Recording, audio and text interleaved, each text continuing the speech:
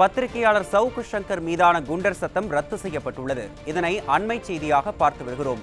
இது தொடர்பான கூடுதல் தகவல்களை தருகிறார் செய்தியாளர் கோபால். வணக்கம் கோபால், இது தொடர்பான முழு விவரங்கள். வணக்கம்.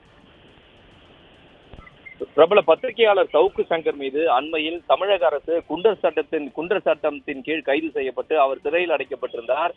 அவர் மீது பல்வேறு வழக்குகளை தொடர்ச்சியாக தமிழகத்தின் பல்வேறு மாவட்டங்களில் இருந்து அவர் மீது தொடர்ந்து வழக்குகளை போட்டு அவரை திருச்சி, சென்னை என பல்வேறு நீதிமன்றங்களில் கொண்டு சென்று நீதிபதிகள் முன்பு ஆஜர்படுத்தி வந்த நிலையில் தற்போது அண்மையில் சவுக்கு சங்கர் மீது குண்டர் சட்டத்தை போட்டு அவரை கைது செய்திருந்தது. இந்த நிலையில் அந்த குண்டர் சட்டத்தை ரத்து செய்ய கோரி சவுக்கு சங்கரின் தாயார் ஒரு மனுவை சென்னை உயர்நீதிமன்றத்தில் தாக்கல் செய்திருந்தார். அந்த மனு நேற்று விசாரணை தொடங்கிய நிலையில் இன்று 4 மணி அளவில் தீர்ப்பு வழங்கப்படும் என ஏற்கனவே தெரிவிக்கப்பட்டிருந்தது. அந்த வகையில் சற்று முன் இந்த தீர்ப்பு என்பது வழங்கப்பட்டிருக்கிறது.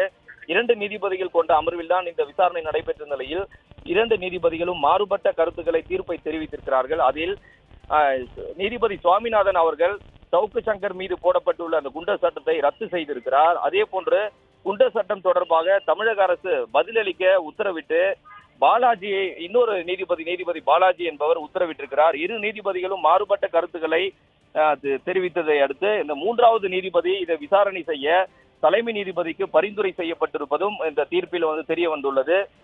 பெரும் பரபரப்பை ஏற்படுத்தியிருந்த பிரபல பத்திரிகையாளர் சவுக்கு சங்கர் மீது போடப்பட்ட இந்த குண்டர் சட்டம் தொடர்பாக தற்போது சென்னை உயர்நீதிமன்றத்தில் நடைபெற்ற வழக்கில் 2 நீதிபதிகள், அதாவது ஒரு நீதிபதி இந்த சவுக்கு சங்கர் மீது போடப்பட்ட குண்டர் சட்டம் ரத்து செய்யப்பட்டிருப்பதும், இன்னொரு நீதிபதி சவுக்கு சங்கர் மீதான போடப்பட்டுள்ள இந்த குண்டர் சட்டம் குறித்து ஒரு பதிலளிக்க உத்தரவிட்டு மாறுபட்ட கருத்தை வெளியிட்டிருப்பது பெரும்